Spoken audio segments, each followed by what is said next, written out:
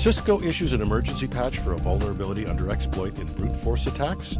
Delta sues CrowdStrike over a software update that led to mass flight disruptions. UnitedHealth confirms that the data of 100 million people was stolen in the Change Healthcare breach. And Apple offers a $1 million bug bounty to hackers who can breach Apple intelligence servers. This is Cybersecurity Today.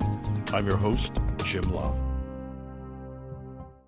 Cisco has issued an emergency patch for a security vulnerability in its adaptive security appliances and firepower threat defense. The flaw, tracked as CVE 2024-2481, is already being actively exploited in brute force attacks that could cause denial of service.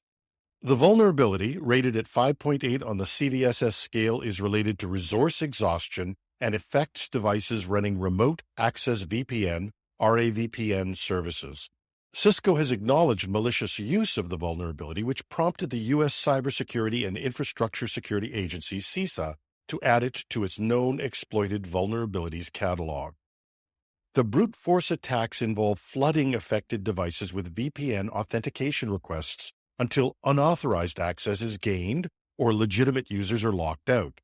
Cisco warns that depending on the attack's severity, a device reload may be necessary to restore RAVPN service.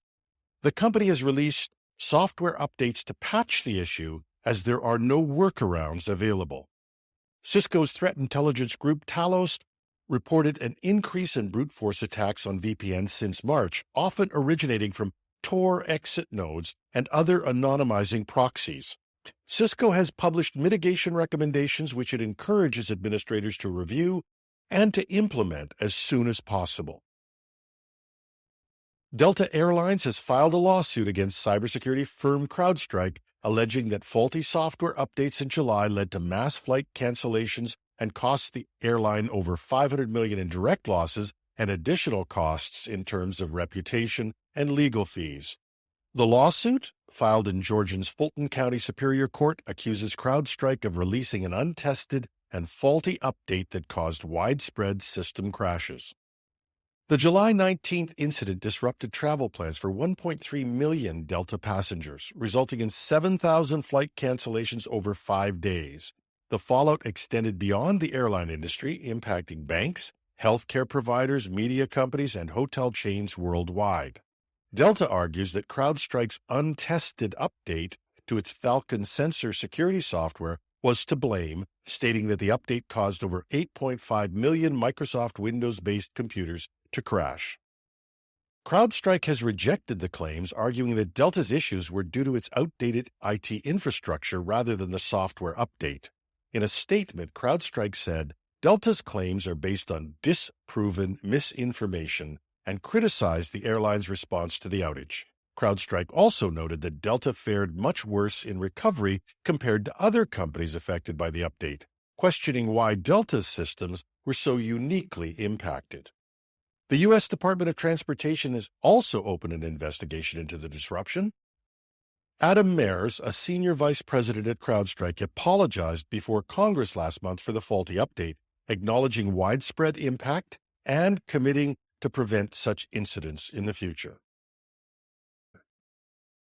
Apple has launched a new bug bounty program offering up to $1 million for anyone able to hack into its Apple intelligence servers. The program is intended to test the security of the servers that handle requests for Apple Intelligence, an AI-powered service set to launch next week. The servers, known as Private Cloud Compute, PCC, are designed to manage specific requests beyond those processed locally on user devices. Apple has already taken steps to secure PCC by inviting security researchers and auditors to inspect the system's privacy and security protocols. Now, Apple is expanding that invitation to the public, offering significant rewards for identifying vulnerabilities. To support participants, Apple has made a private cloud compute security guide available, detailing the PCC's security measures and providing a virtual research environment, or VRE. The VRE allows participants to test the PCC's software releases and examine key components of its code, which Apple has published on GitHub. The bug bounty covers vulnerabilities in 3 areas: accidental data disclosure, external compromise from user requests, and physical or internal access. Apple hopes this challenge will identify and resolve potential security issues before its AI service's broader release.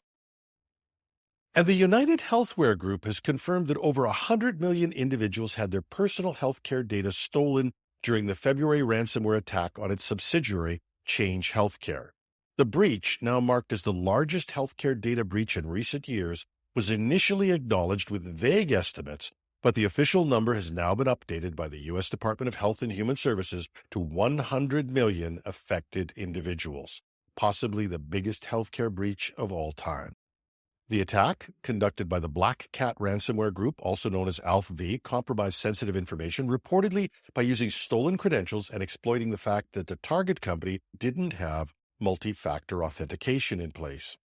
The stolen data may have included a vast amount of personal and sensitive data, including health insurance details, medical records, billing and payment data, and even personal identifiers like Social Security and passport numbers. Change Healthcare revealed that the attack led to the theft of 6 terabytes of data, causing significant disruption across the healthcare sector, with pharmacies and healthcare providers facing outages that impacted their ability to serve patients. UnitedHealthcare admitted to paying a ransom of $22 million to receive a decryptor and secure a promise that the stolen data would be deleted. However, ALPH-V shut down and didn't pay its affiliate that had actually done the hacking. As a result, the affiliate demanded a second ransom payment to keep them from leaking all of the data they had stolen. There are some clues, such as the listing of the company disappearing from the affiliate hacker's site, that indicate UnitedHealth may have paid the second ransom as well. Losses from the attack are expected to reach $2.45 billion U.S. by the end of September 2024, according to UnitedHealth's latest earnings report. The U.S. Department of Health and Human Services is continuing to monitor the situation closely as the breach impacts a large portion of Americans' healthcare information. And that's our show for today. You can find the show notes at technewsday.com. We welcome your comments, tips on stories, and the occasional bit of constructive criticism at editorial@technewsday.ca. All tips will be kept confidential.